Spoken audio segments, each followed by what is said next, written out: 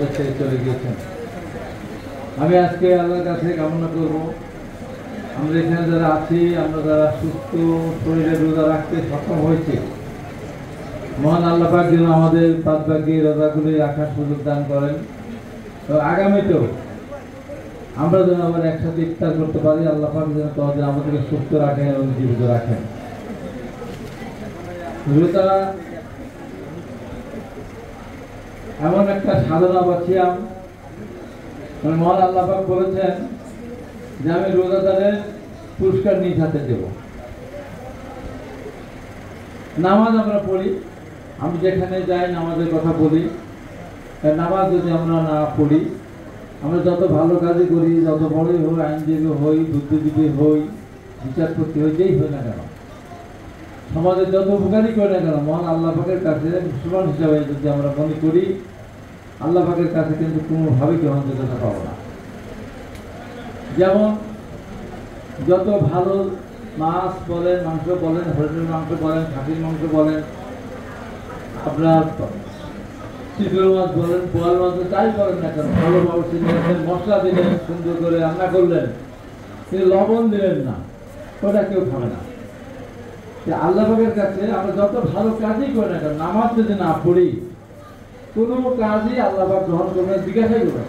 ভিতরে গিয়ে বসে উত্তর দেওয়া যায় না। ঠিক নামাজ না পড়লে মহান আল্লাহ পাকের কাছে কোনোভাবে ব্যবস্থা হওয়া যায়। আমরা যেন 5 ওয়াক্ত নামাজ পড়তে পারি, আল্লাহ পাক তৌফিক দান করেন। আর রোজাদারের সব আল্লাহ পুরস্কার নিজে দেবেন। এই কারণে এই দেশটা নিয়ে আপনার বসে আছেন, আমরা কেউ খাচ্ছি না কার ভয়ে, আল্লাহর ভয়ে। আল্লাহ পাক বলেছেন এই জন্য রোজাদারদের পুরস্কার নিজ হাতে দেব। রোজা 100% থাকে, তার কারণ আমরা গোপনেও আমরা একটু পানিও খাই না, যত পিপাসা লাভ না কারণ। তাই আল্লাহ পাক যেন আমাদেরকে, আমরা যারা আমাদের মুসলমান ইসলাম ধর্ম অবলম্বী, আমরা যেন আমাদের ধর্মটা পালন করতে পারি। এই ধর্ম পালন করার জন্য অন্য কোনো কিছু দরকার নেই। আমাদের 5 ওয়াক্ত নামাজ যেন আমরা সুস্থভাবে শুদ্ধভাবে আদায় করি, যে নিয়মগুলি আছে মানি, আর আমরা যেন তার হক নষ্ট না করি। আজকে বাংলাদেশের সবচেয়ে বড় সমস্যা হচ্ছে কি, হক নষ্ট করা।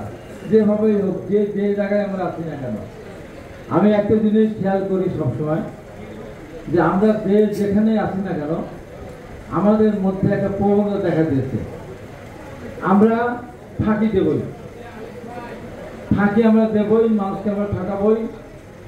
এটা হলো আমাদের প্রবণতা। যেমন একজন শ্রমিক, মাঠের শ্রমিক, কাজ করে মাঠে, সে তার 8 ঘন্টার ডিউটি, সে চেষ্টা করে 8 ঘন্টার বাইরে, মানে অবশ্য তার চেয়ে কম সময় কাজ করতে, বসে থাকবে, রেস্ট করবে। কিন্তু তখন 8টা থেকে 4টা, 4টা ভিতরে চলে যাবে, এরা কথা ফাঁকি।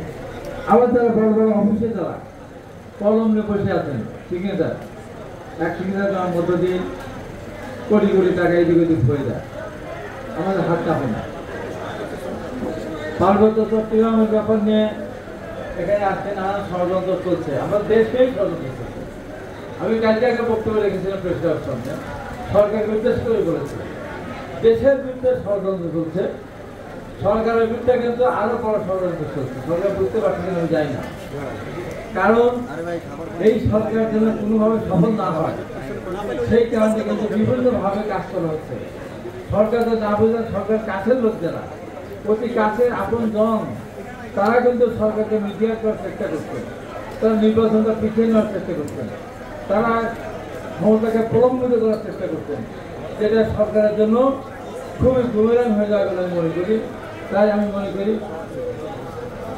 মনে করি যে সরকারকে বলবো যে সমস্ত ষড়যন্ত্র থেকে উপেক্ষা করে অনেক কষ্টের বিনিময়ে আমরা যে এটা পেয়েছি, আমরা রক্ষা করতে পারি, এই কথা বলে আমার কথা হচ্ছে। আমরা সবাইকে ধন্যবাদ।